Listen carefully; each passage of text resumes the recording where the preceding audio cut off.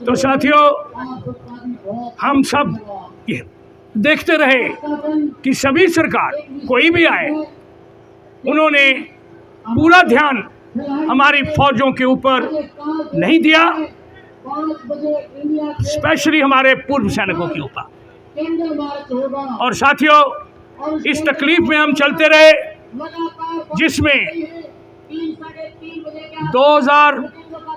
1973 में जब हमारा तीसरा पे वेतन आया, तो उस वक्त हमारी फौजियों की पेंशन 2.5 गुना थी सिविलियन के बराबर, 2.5 गुना। लेकिन 2006 आते हुए ये जो पॉलिटिकल सिस्टम्स आए और हमारे जो बाबू लोग हैं, इन दोनों ने मिलकर 2006 1 जनवरी को अपना जो 1 to 1.25 था उसको 1:1 कर दिया, बराबर ले आए। अपनी पेंशनें बढ़ा दी, हमारी पेंशनें घटा दी, और फिर दोनों उन्होंने अपनी पेंशन जो 2.5 गुना कम थी बराबर ले आए। तो साथियों, तब से ये आवाज़ उठने लगी कि ये गलत है और हमें इसके बारे में सरकारों को बताना चाहिए। आवाज़ उठनी शुरू हो गई 73 के बाद। तो 80 के करीब एक कमेटी, एक ब्रिगेडियर साहब जो मिनिस्टर थे, उनके नीचे रिटायर्ड थे, वो गवर्नमेंट के मिनिस्टर थे, KP सिंह देव जी, उनके नीचे एक कमेटी बैठी। तो उन्होंने ये पेंशनों की जो तकलीफ थी सभी रैंक्स की, उसके बारे में अध्ययन करने के बाद अपनी रिपोर्ट दी, और उस रिपोर्ट में उन्होंने पहली बार 1 रैंक 1 पेंशन का नाम लिया कि जो पूर्व सैनिक हैं, जब वो रिटायर होते हैं, अगर उनका रैंक 1 है और 1 जितनी सर्विस करी है, जैसे कि एक हवलदार या एक सिपाही, हवलदार 24 साल नौकरी करता है तो उसको पूरी पेंशन मिलती है। साथियों, चाहे वो 62 में हवलदार था और 24 साल नौकरी करी, चाहे वो 2022 में या अब 2023 में, तो जो इन दोनों को रैंक 1 है, सर्विस 1 जैसी है, तो 1 जैसी पेंशन मिलनी चाहिए। इसको 1 रैंक 1 पेंशन कहते हैं, रिटायरमेंट कभी भी हुई हो। और इसका दूसरा भाग है कि जब जब दर पेंशन की बदली होगी, तो वो बदली की हुई दर सभी पिछले वालों को पास कर दी जाएगी। इसका मतलब ये है कि जो 2023 में हवलदार रिटायर हुआ, जो वो पेंशन ले रहा है, वो पेंशन सभी पिछले हवलदारों को जिनकी सर्विस 24 साल है, वो पेंशन मिलनी चाहिए। तो साथियों, ये 1 रैंक 1 पेंशन का डेफिनेशन अप्रूव हुआ 2009 में। इसी सरकार ने किया जो हमारे देश की उस वक्त की सरकार थी, और फिर लागू नहीं किया। थोड़ा सा पैसा बढ़ा दिया, लागू नहीं किया। हम 2008 से इस मूवमेंट को असली वाली 1 रैंक 1 पेंशन लेने के लिए अपना ये आंदोलन जारी रखा पूरे देश भर में। साथियों, 2012 फिर एक कमेटी बिठाई सरकार ने, और उस कमेटी ने फिर बोला कि इनको थोड़े पैसे और बढ़ा दो, लेकिन 1 रैंक 1 पेंशन मत दो। और ये इस कमेटी का हेड कौन था? उस वक्त का कैबिनेट सेक्रेटरी। और उसके मेंबर कौन थे? सभी हमारे बाबूजी सेक्रेटरीज। पहली 2009 में भी 7 सेक्रेटरीज थे। साथियों, मैं इसलिए ये कहानी सुना रहा हूँ कि ये बहुत देर से हमारे को घाव लग रहे हैं। ये बेइंसाफी हमारे साथ बहुत देर से चल रही है। तो साथियों, 2012 में जब हम अपनी बहुत सारे मेडल वापस कर दिए अपने राष्ट्रपति जी को वापस किए, लेकिन ये लिखा कि अगर जब तुम्हारी सरकार हमें 1 रैंक 1 पेंशन दे देगी तो हम अपना मेडल उसको वापस ले लेंगे। साथियों, 5 लाख से ज़्यादा हमारे फौजियों ने अपना खून से हस्तक करके, सिग्नेचर करके राष्ट्रपति जी को दिए और बोला हम रंजिश में हैं, हम जो देश की सरहदों को महफूज रखते हैं, जब हम फौज से वापस घर आ जाते हैं तो हमारे को अच्छे तरीके से नहीं रखा गया। हमें एक सिक्योरिटी गार्ड उसी घर के बाहर जो अंदर रहता हुआ एक मोटा पैसा करप्शन से ले रहा है, उसका गार्ड बना के रख दिया। साथियों, ये बहुत पीड़ा की बात थी। मेरे भाई ने अभी बोला कि जो अधिकारी हैं वो अपने जवानों को नहीं देखते।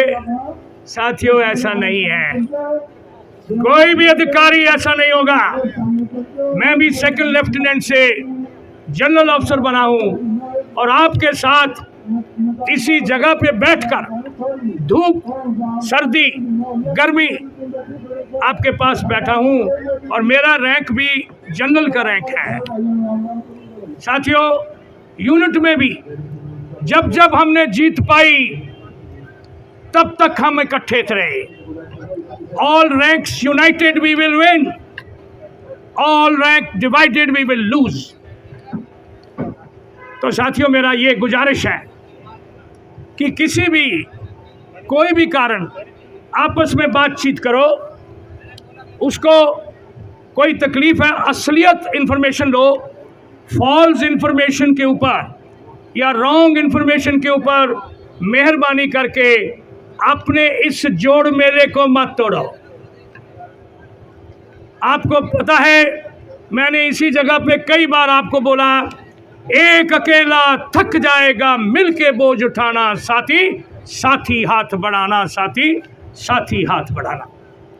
तो साथियों, अगर कभी भी किसी के मन में, फौजी या बाहर वाले, हमसे कोई भी बातचीत कर कर अपने जो फौजियों के हित के इश्यूज हैं वो सुन सकता है, साथ दे सकता है और मिलकर हम सरकार से जीत हासिल कर सकते हैं।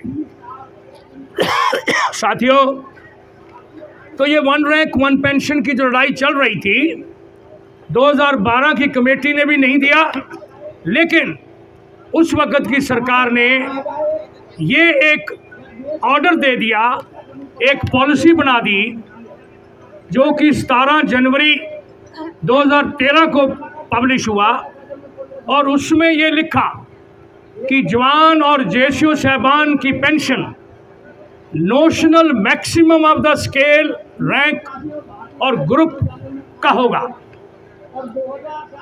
ना कि कोई और जो पहले चल रहा था। तो जो उस रैंक के स्केल का मैक्सिमम था वो हर जवान को, हर जेसीओ को मिलेगा। साथियों, अगले ही साल जब 2014 से हमने यहाँ मुहिम का शुरू किया और 15 से यहाँ बैठ गए, तो सरकार ने 1 जुलाई 2014 से फिर जो पेंशन थी जेसीओ जवान की, अफसरों की तो पहले ही नहीं दी थी 3 बार, उन्होंने एक वर्ड ले आए उसमें कि हम एवरेज कर देते हैं मैक्सिमम और मिनिमम का। आपको मालूम है, मैक्सिमम और मिनिमम का एवरेज तो मैक्सिमम से कम ही होगा ना, तो हमारी पेंशनें कम कर, ये है जड़ उसकी। हम सब ने बोला कि ये मंजूर नहीं है। एक कमेटी बैठा दी।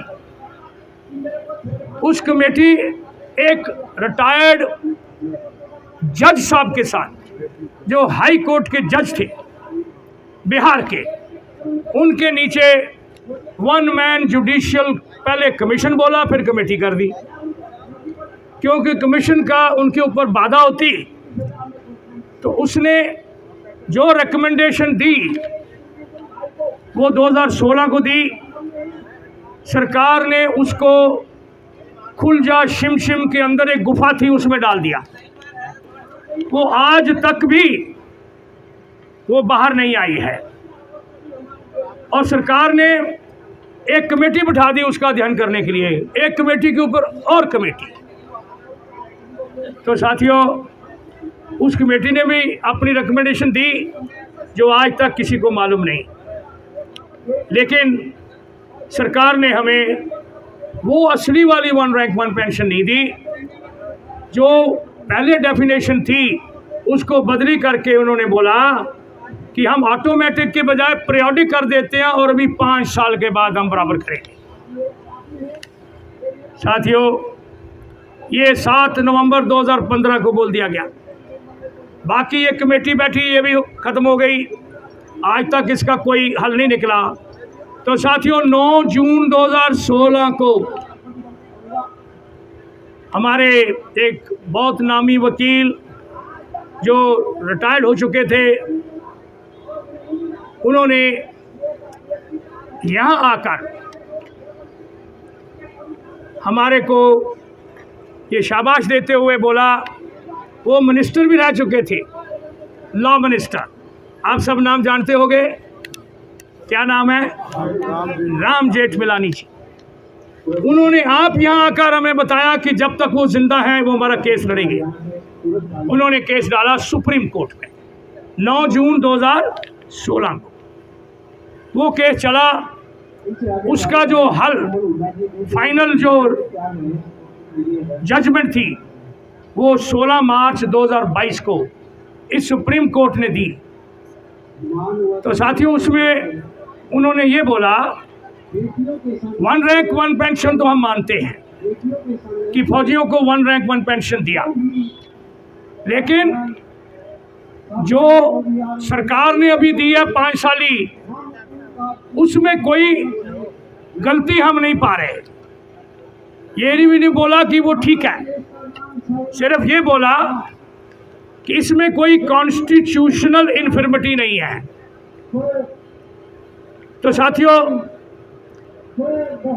हमने उसके ऊपर एक रिव्यू डाला, वो भी उन्होंने नहीं माना, लेकिन हमने अपनी जद्दोजहद जारी रखी और ये सोचा, हम सब मिलकर, आप सब ने मिलकर ये सुझाव दिया कि जो सुप्रीम कोर्ट ने बोला है कि 2019 से पूरे एरियर्स जो हैं वो सभी को दे दें, और साथ साथ हम अपना मुहिम को जारी रखें।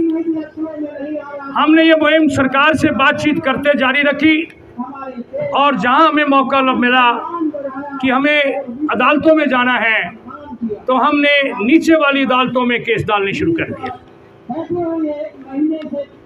साथियों, तो ये जो लंबी दौड़ है ये जारी रहेगी।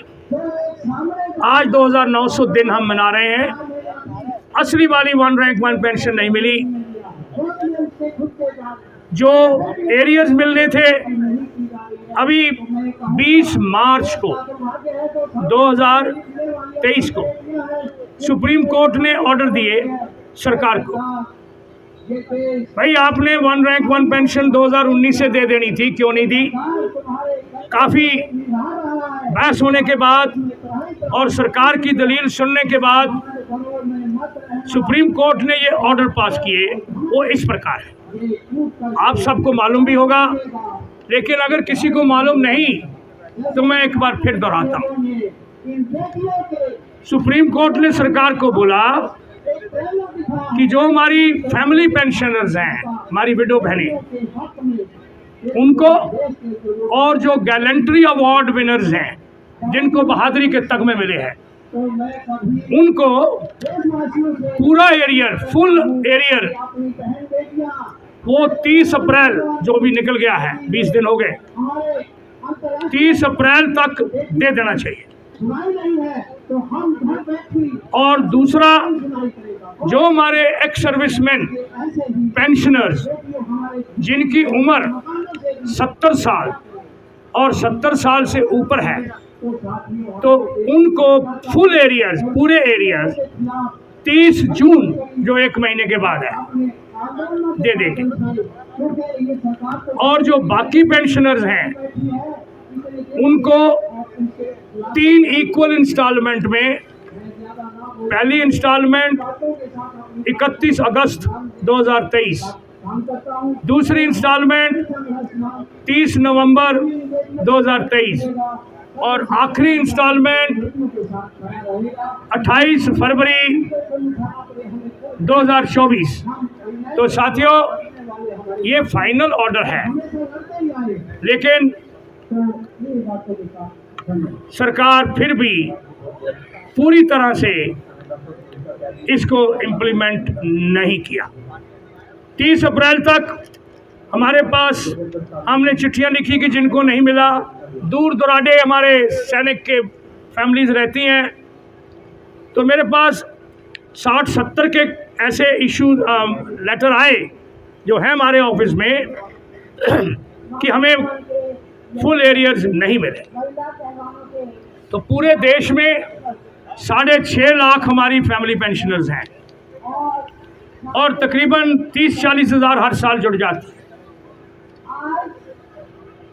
साथियों, हमारे तकरीबन 4 से 5 हज़ार से ज़्यादा हमारे इस वक्त जीवित हमारे विजेता हैं, बहादुरी के तगमे वाले।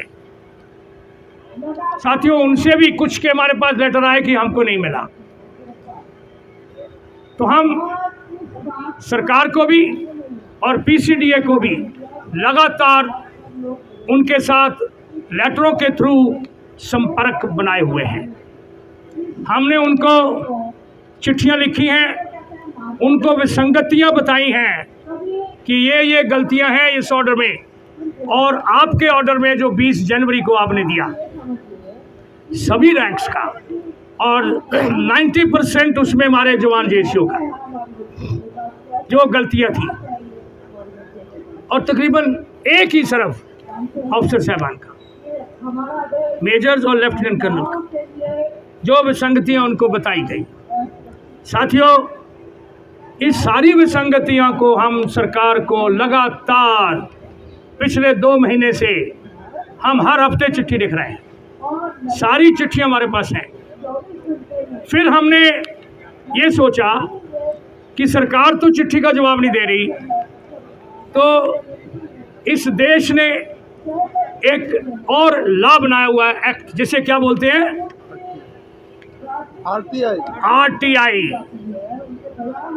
आरटीआई के थ्रू हम सरकार से या किसी से भी इंफॉर्मेशन ले सकते हैं, राइट टू इंफॉर्मेशन।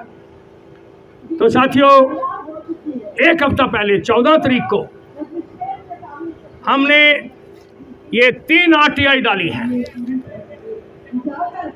ये आरटीआईज हैं, इसका मैंने पूरा ब्यौरा अपने पूर्व सैनिकों को दे दिया है, चिट्ठियां लिख दी हैं।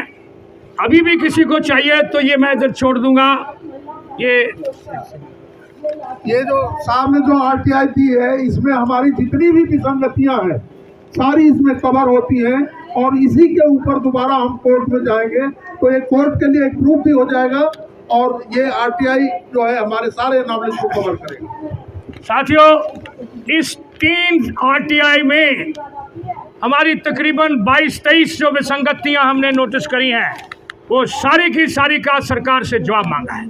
हमें इन्फॉर्मेशन दो कि किस वजह से आपने ये 2 ग्रुप बना दिए एक्स ग्रुप के, किस वजह से आपने जेसीओ साहबान का 5000 रुपया कम कर दिया जो पहले 2014 से दे रहे थे, किस वजह से आपने जो पीएमआर थे, प्री मैच्योर रिटायरीज, उनको आरओपी 1 दे दिया तो आरओपी 2 से वंचित क्यों रखा।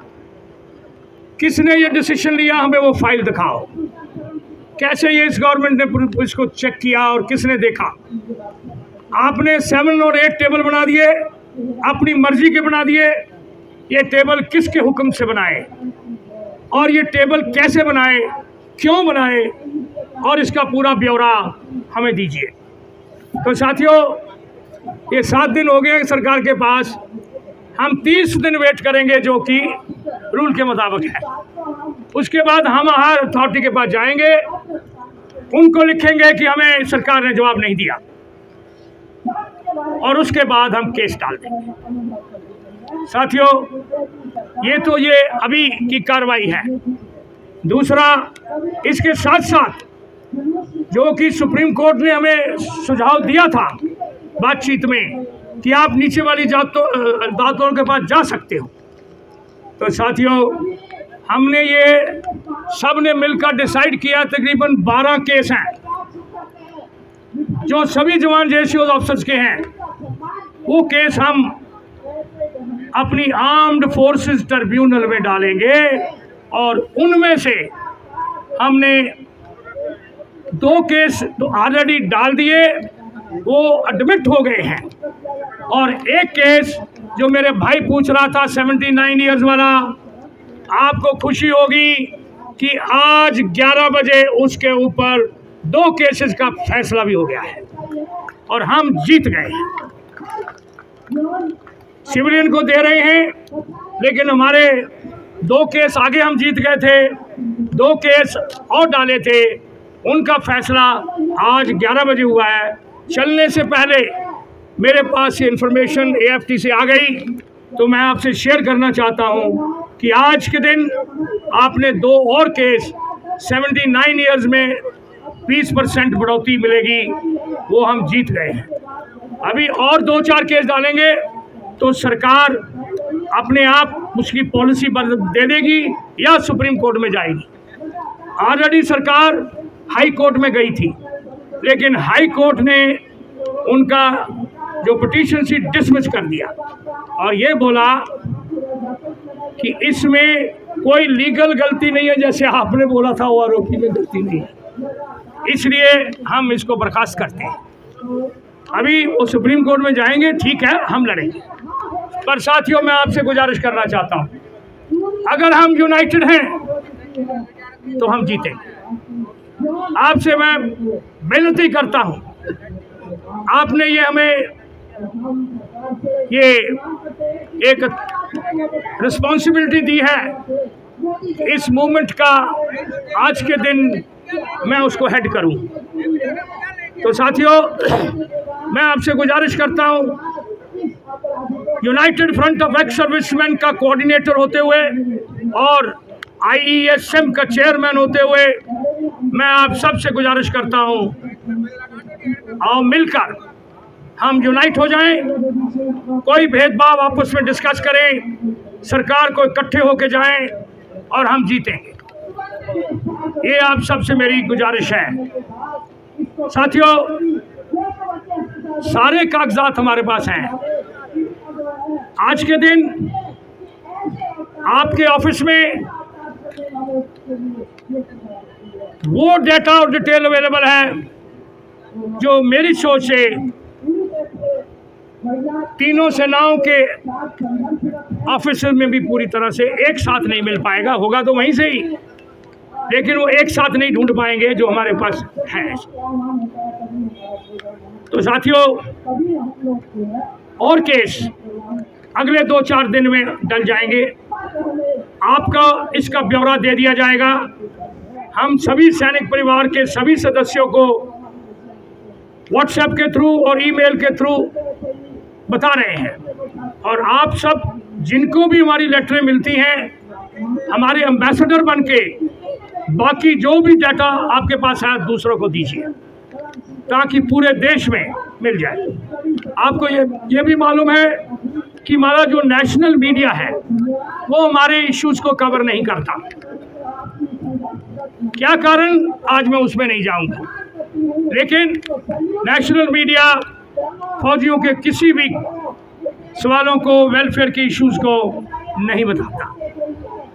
लेकिन जो हमारा यूट्यूब जो मीडिया है और प्रिंट मीडिया है वो कहीं के कहीं इसमें कवर करते हैं। हम उनका धन्यवाद करते हैं कि आप हमारी आवाज़ और सभी पीड़ित वर्गों की आवाज़ आप पूरे देश में फैला रहे हो। यही एक लोकतंत्र का मूल मंत्र है, लोकतंत्र का मूल मंत्र है। और मिलकर हम अपनी आवाज़ जहाँ में बेइंसाफ़ी हुई है साथियों, वन रैंक वन पेंशन तो एक हिस्सा है। एक दूसरा केस जो ऑलरेडी तैयार हो चुका है और हमने सरकार से 20वां बार बोल चुके हैं लिखित में, लेकिन सरकार ने उसके ऊपर कोई ध्यान नहीं दिया। वो है हमारी विडो बहनों का पेंशन, वीर नारियों का पेंशन, हमारी उस नारी शक्ति का पेंशन जिनके साथी संसार को छोड़ चुके। साथियों, जो ईएसएम इस संसार से चला जाता है तो जो पेंशन उसको मिल रही है वो उसकी फैमिली को पूरी नहीं मिलती और सरकारों ने 60% कर दी है। 100 रुपया अगर मिलता था तो वीर नारी की पेंशन 60 रुपया। जब हमने आरटीआई के ऊपर पूछा कि ये कम क्यों, तो सरकारों ने बताया क्योंकि खर्चा कम हो गया है। अरे ये सुनो जवाब कि उनका खर्चा कम हो गया है, एक आदमी चला गया है। अरे 82% हमारे जवान हैं, उनकी फैमिलीज गांव में रहती हैं, क्या वो कमा सकती हैं? उनका साथी तो फिर कहीं लगा के 5-10 हज़ार रुपया कमा लेगा, लेकिन ये कहाँ से कमाएगी? उसका खर्चा तो बढ़ गया। तो हमने केस तैयार किया है कि हमारी वीर नारियों की पेंशन वही रहनी चाहिए जो एक्स सर्विसमैन की पेंशन हो, कम नहीं होनी चाहिए। मैंने तो प्रधानमंत्री जी को बोला है कि आप एक जो कहते रहे हो, जो हमारे सैनिकों के पास जाकर बोलते रहे हो, तो हमारी वीर नारी की पेंशन 20% ज़्यादा होनी चाहिए ताकि वो अपना गुजर अच्छा कर सके। तो ये दूसरा इम्पोर्टेंट केस जो है वो हम ले रहे हैं। तीसरा साथियों, हमारी रिजर्वेशन है 24% ग्रुप डी का, 18% ग्रुप सी का, 12 से 14% ग्रुप बी का। ग्रुप ए का भी नहीं था, अभी भी सरकार ने कुछ उसका भी प्रबंध कर दिया है, लेकिन ग्राउंड पे 2% से कम उसका ग्राउंड पे उसको लागू कर रहे हैं, नहीं दे रहे। हमारी 7,84,000 रिजर्व्ड वैकेंसियां हैं, लेकिन उनमें से तकरीबन 20-30 हज़ार को ही सिर्फ दिया है। तो ये है हाल हमारी रिजर्व वैकेंसी।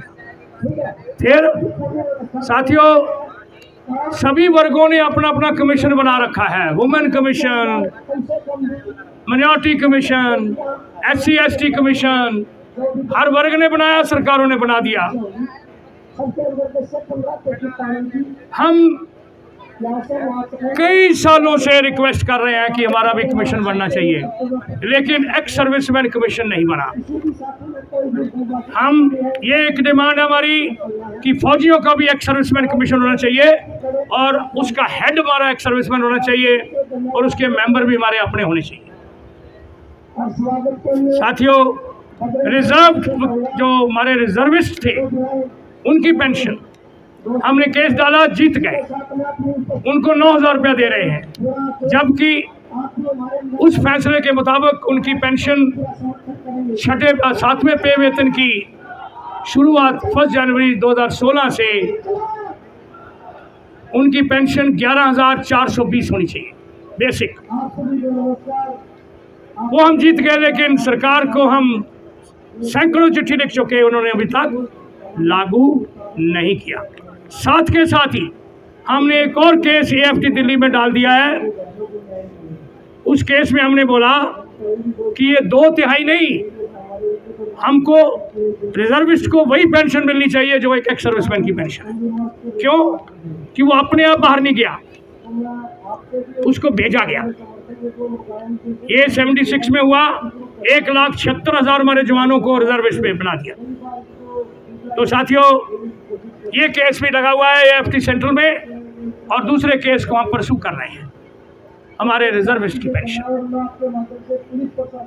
इसी तरह हमारे ऑनररी रैंक्स केवल हवलदार टू नायब सूबेदार को दे रहे थे, वो भी सबको नहीं दिया, लेकिन ऑनररी सूबेदार और ऑनररी सूबेदार मेजर का नहीं दिया। साथियों, ये केस भी हमने डाल दिया है और आज ये केस एडमिट हो गया है सूबेदार मेजर साहब का, सूबेदार से सूबेदार मेजर ऑनररी, वो केस आज एडमिट हो गया है, उसका भी हम लड़ेंगे। तो साथियों, मैं आपको ये कहना चाहता हूँ कि ये मूवमेंट अभी जारी ही रहेगी जब तक पूर्व सैनिकों के साथ हर इश्यूज जो समय समय पे आएंगे उनको सही तरीके से सरकारें रिजॉल्व नहीं करती। तो मेरे साथियों, मैंने बहुत बोल लिया है, और भी बहुत कुछ कहने को है।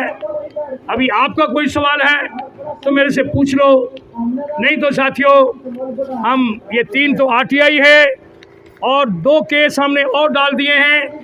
एक तो है जो PMR का केस, और एक केस यही सूबेदार साहब का जो आज एडमिट हो गए हैं। ये दोनों केस आज एडमिट हो गए हैं। तो साथियों, आपका हर इशू हम ये वायदा करते हैं कि आप अकेले में हमें बताओ, कंबाइंड बताओ, हम मिलकर केस डालेंगे, जीतेंगे। आप इकट्ठे रहो, हम इकट्ठे होकर मूवमेंट को चलाएंगे पूरे देश भर में और सफलता पाएंगे।